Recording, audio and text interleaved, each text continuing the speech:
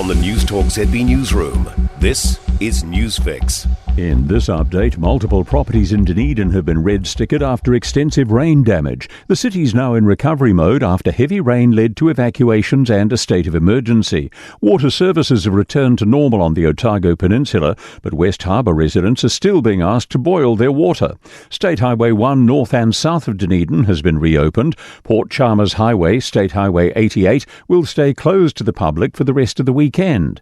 In Clutha District, a section of Kaka Point Road is closed and a slip has shut Coast Road. Toko Mouth remains isolated. 2 large power generators expected to arrive about now. Households in Outram and Waikuiti, including Karatane and Hawkesbury, are being told to conserve water. The flooding has affected the water quality from the Tairi and Waikuiti rivers, putting pressure on water treatment plant capacity. Tap water remains safe to drink. But a boil water notice has been issued for the Tapanui township. The Clutha District Council says it's because of problems at the plant after the heavy rainfall. People are also being asked to conserve water. Bruce Springsteen has given his reason for backing the Democrats in next month's United States presidential election.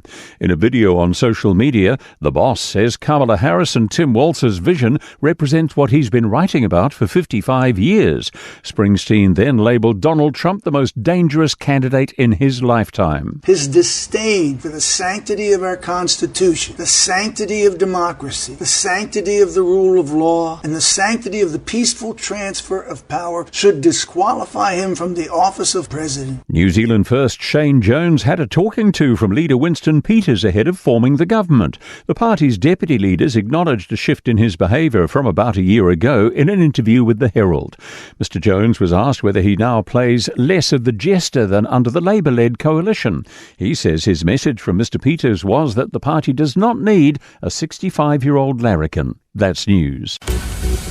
In sport, a clutch maiden Farah Palmer Cup Women's Premiership win for Waikato. They held on to beat Canterbury 27-25 in the final in Hamilton. Waikato captain Chelsea Semple says they achieved a huge achievement. Oh, it's pretty indescribable. It means so much, it means the world to us, our families, our fans, our region. We made it hard work for ourselves, it was close. Counties Manukau have come from behind to keep their men's NPC rugby playoffs push alive. The Steelers have beaten Manawatu 45-26 in Palmerston North. Cam Roigard made his return from injury off the bench in the second spell. Fellow All Black Dalton Papali'i also went on. Both scored tries, Roigard grabbing a double. That's sport. I'm Joe Gilfillan. For more news, listen to Newstalk ZB live on iHeartRadio.